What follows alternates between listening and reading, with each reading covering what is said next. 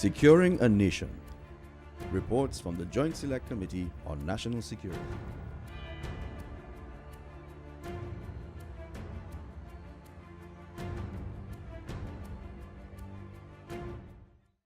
The Joint Select Committee of Parliament on National Security has been hard at work.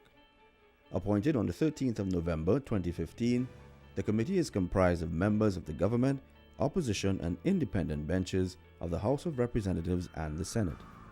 The committee is chaired by the Member of Parliament for Laventille West, the Honourable Fitzgerald Hines.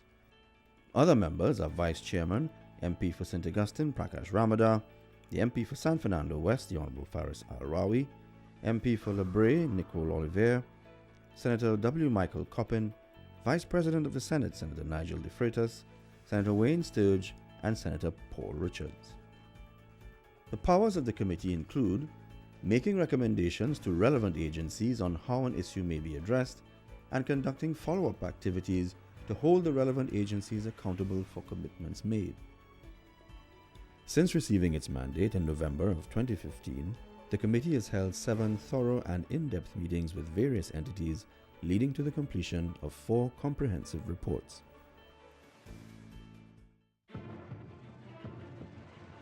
First report of the Joint Select Committee on the Day of Total Policing. March 23, 2015 is a day many commuters in Trinidad and Tobago will not easily forget. It was dubbed the Day of Total Policing. Thousands of commuters were caught in gridlock traffic as police officers held simultaneous roadblocks across both islands between the hours of 4 a.m. and 10 a.m. This led to weeks of public outrage. An inquiry into the debacle was started by the Joint Select Committee on National Security of the 10th Parliament in May 2015. During these hearings, it was revealed that the Acting Commissioner of Police had mandated an investigation and report on the roadblock exercises. Therefore, on June 1, 2016, the newly constituted Committee of the 11th Parliament decided to launch a follow-up inquiry. It is largely the objective of this inquiry to determine the status of the investigation of the Trinidad and Tobago Police Service into the Day of Total Policing, which transpired on March the 23rd, 2015. This, from the public perception, was a very eventful day when a large cross-section of the Trinidad and Tobago Police Service engaged in an activity that was not altogether new, roadblock exercises as it were, but it was very unique and very different because it was very, very widespread in the main city centers around Trinidad and Tobago. It was very much sustained, and it had a serious impact on public activity on that day. It led to traffic congestion. It led to gridlocks. It led to public outrage. It led to some praise for the police. It all found itself the subject of significant public discussion at home and abroad. The committee held several public and private meetings seeking answers for citizens. The PCA will have their duty to investigate certain things, but there may be other things that would still remain within your purview, and I think we need to examine what would be under your purview to continue the investigations on, and not to pass it wholeheartedly and wholesale to the PCA. It's been some time, and we are waiting as a committee, and we've had no response yet from them. And we're today, of course, hearing your interpretation, not just today, but in the past. We have not moved anywhere forward at all as to what happened on that day and certain reports that we were expecting. Subsequently, several issues were identified by the committee, including the fact that the Acting Commissioner of Police took no action, disciplinary or otherwise, against officers involved in the Day of Total Policing as per his interpretation of the law. As such, the interpretation of the Police Complaints Authority Act and whether the TTPS is barred in law from conducting investigations when the PCA has commenced an investigation also drew the attention of the committee. In addition, issues of the status of the report of the PCA on its investigation into the day of total policing, resources required by the PCA for the improvement of its operations and enhancement to the efficiency of its investigations, and proposed amendments to the Police Complaints Authority Act 2006 were all examined. With this information in hand, deliberations commenced, and the Joint Select Committee compiled its report with recommendations. One such proposal is that the Commissioner of Police should act with alacrity in dealing with matters of discipline which do not fall within the purview of the PCA.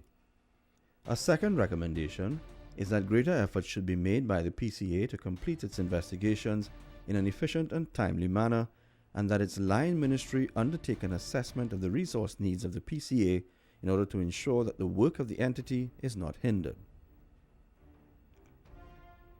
The committee gives the assurance that it will continue its vigorous inquiry into the investigations of the day of total policing, the powers and functioning of the PCA and the TTPS in matters of alleged police misconduct, and the challenges faced by the PCA in completing investigations.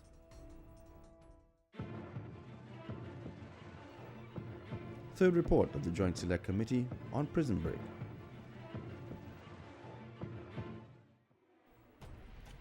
The nation was sent reeling with the tragedy of the afternoon of July 24, 2015.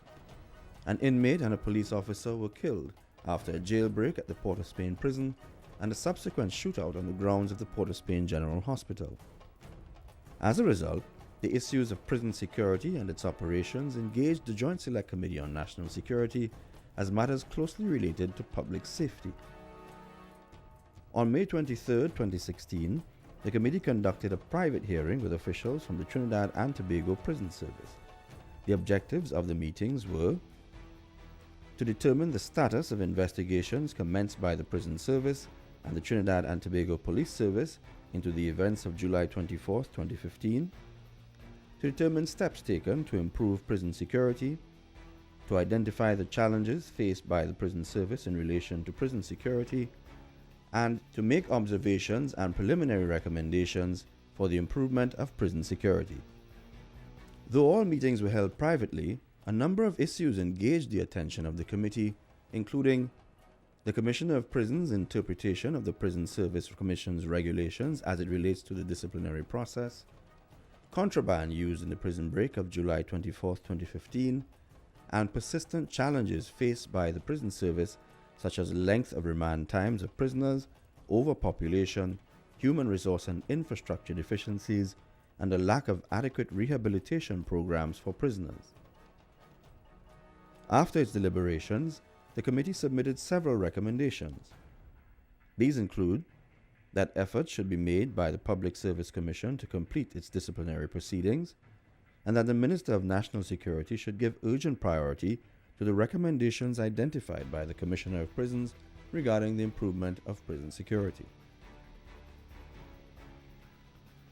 The Joint Select Committee submitted a final report on the examination of the Trinidad and Tobago Prison Service and the investigations into the events of July 24, 2015. The Joint Select Committee will continue to liaise with the Public Service Commission and monitor whether these disciplinary proceedings are completed in a timely manner, and with the Ministry of National Security to monitor the implementation of committee recommendations regarding the improvement of prison security.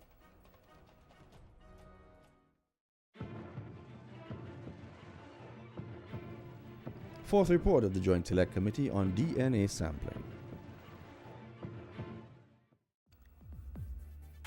The Joint Select Committee submitted a fourth report on the inquiry into the operations of the Trinidad and Tobago Forensic Science Center and the issue of DNA sampling in Trinidad and Tobago. This was after hearings with officials of the Forensic Science Center on June 1st and June 22nd, 2016. We are focused today on really four objectives. Four objectives of this inquiry are to gain an understanding of the operations of the Trinidad and Tobago Forensic Science Center, to determine the effectiveness of forensic sampling and the process of the collection of DNA in criminal investigations. Thirdly, to identify the current challenges faced by the Trinidad and Tobago Forensic Science Center as it relates to effective forensic services. We had as well listed among these objectives to gain an appreciation of the status of the Trinidad and Tobago Forensic Science Center ISO IEC 17025 standard according to the World Health Organization, but that we consider has been to some extent satisfactorily treated with. In his opening remarks, the former permanent secretary in the Ministry of National Security laid out the remit of the Forensic Science Center. The role of the center is essentially to provide 1, forensic science services in the areas of biology, chemistry, document analysis, toxicology, and firearms, and 2, forensic pathology services, for example, postmortems, in support of law enforcement agencies involved in the investigation of crime.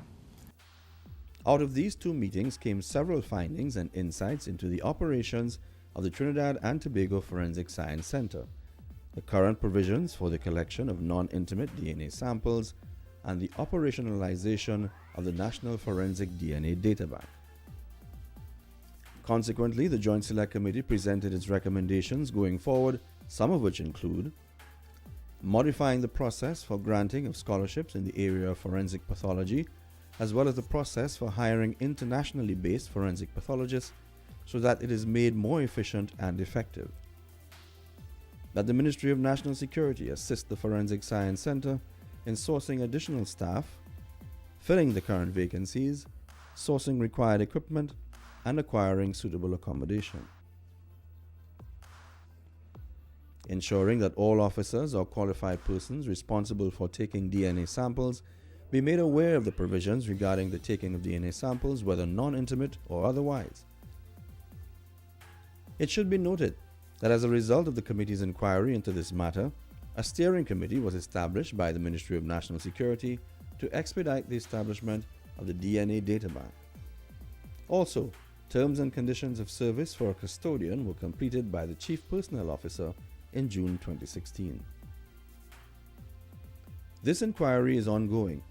The committee intends to bring to fruition the implementation of the Administration of Justice Deoxyribonucleic Acid Act 2012. A final report on this matter will be submitted during the current session.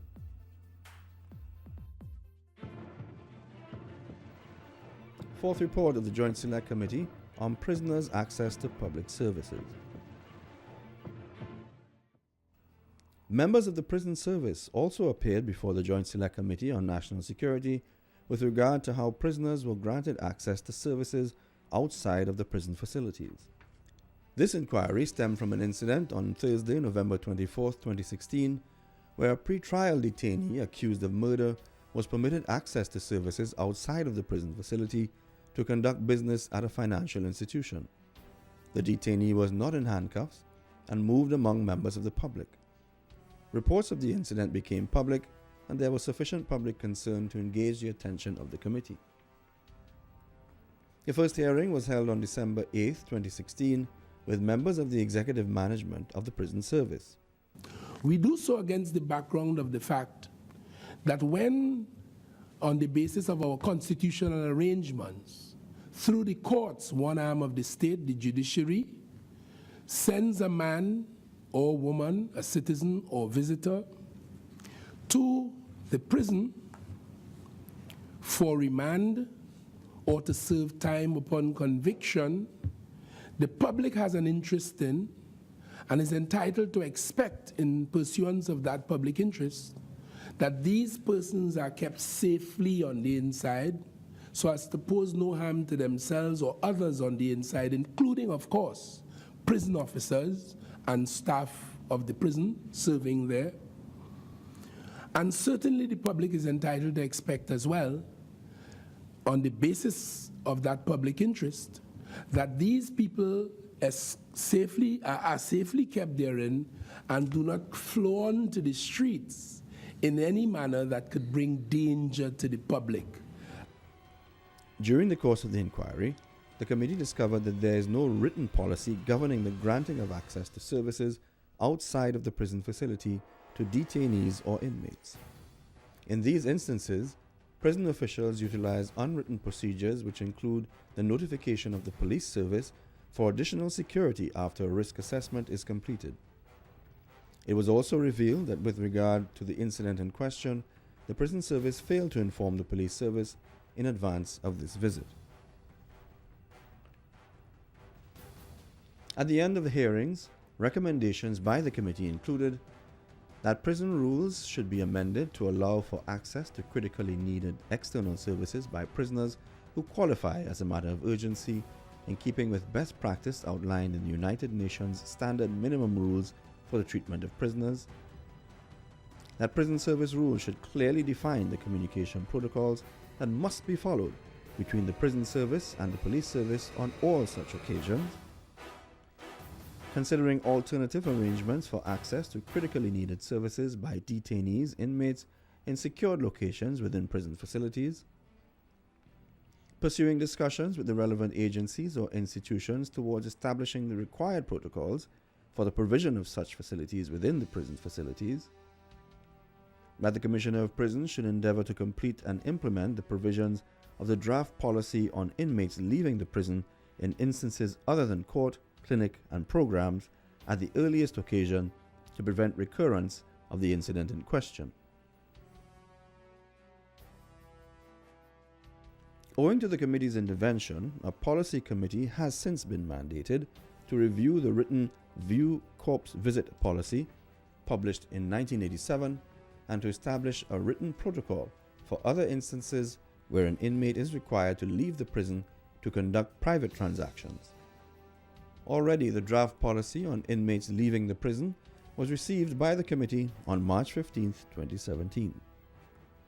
The Joint Select Committee on National Security is dedicated to ensuring the security, safety, and protection of all citizens by monitoring the working relationships among the various agencies and fortifying the mechanisms to review the performance and activities of these agencies.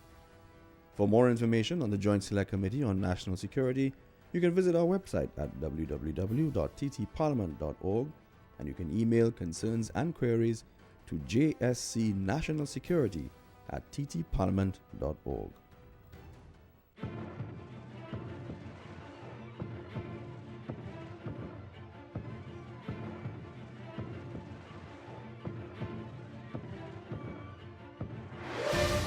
Securing a Nation. Reports from the Joint Select Committee on National Security.